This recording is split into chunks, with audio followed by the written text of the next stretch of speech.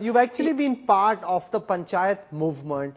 You know, there are those who would have concerns about the quality of women candidates and whether these are genuinely empowered women with agency deciding for themselves, or these are women who've been put up as proxies, as the term used to go, sarpanch patis. The male still has a role in the running of the sarpanch of the panchayat, even if he isn't the sarpanch. To what extent do you think those are issues which are now in the past? To what extent do you think those are issues that will remain at least in the initial years? Well, culturally, as we know, especially the northern part of India, yes, it is a very patriarchal society where the Purush Pratha is dominant.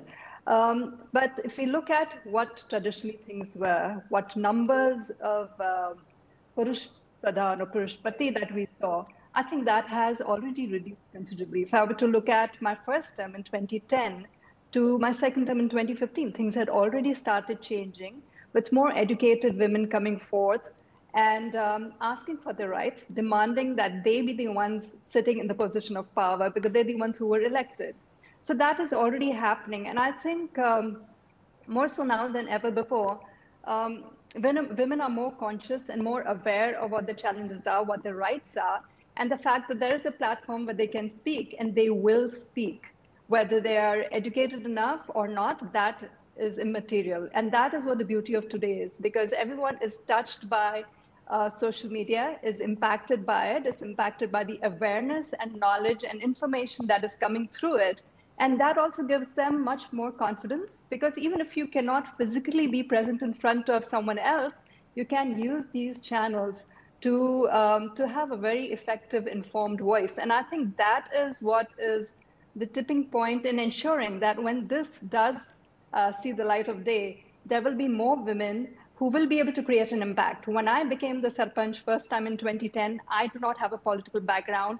I had no idea what I was really walking into, but I did enter it, and I think I fared very well. I did not have a team to work with me. I did not have access to internet during my first term, but I very successfully brought about development in a village which needed it, in the hope that I can inspire more people like me across the country to do so. So if I could do it alone, anyone can. That's what I believe. And I'm very, very optimistic, and I'm hoping this comes through. It comes through sooner than what people are claiming it could. The delay, I just hope, does not happen, because the impact can be made and will be made. Shama yes, Mohammed, questions are being asked to the Congress for demanding caste census, for talking about OBC reservation. Now, Sonia Gandhi gave an interview when she was trying to bring the bill, which spoke about how you didn't need OBC reservation, that if you wanted to reserve a certain number of seats from that reserved quota for OBC candidates, do it. You don't need separate reservation. Now, when she's in opposition, Congress leaders are in opposition, you're asking for the same thing you thought was untenable or unrequired when you were in government. No, even, let me explain that to you. One, today just now you said that they had the courage. Now, see, we also had the courage, but we did not have the numbers.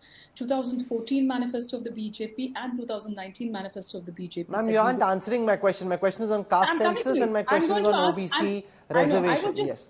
I will answer it, Rahul. Just give me 1 minute and I'm going to answer. Okay. You're sure I'll answer your question. So what I'm saying is that they could have passed it much earlier.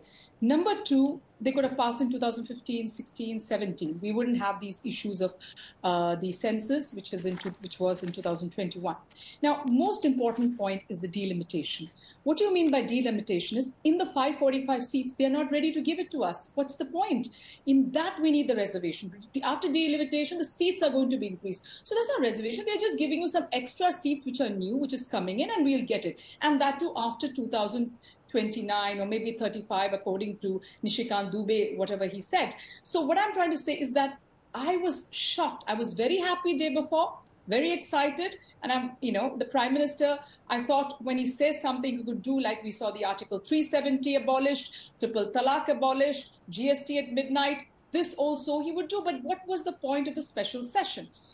The question you asked about OBC, those, yes, I agree at that time, we said this, and now you have to understand 13 years have passed. Things have changed.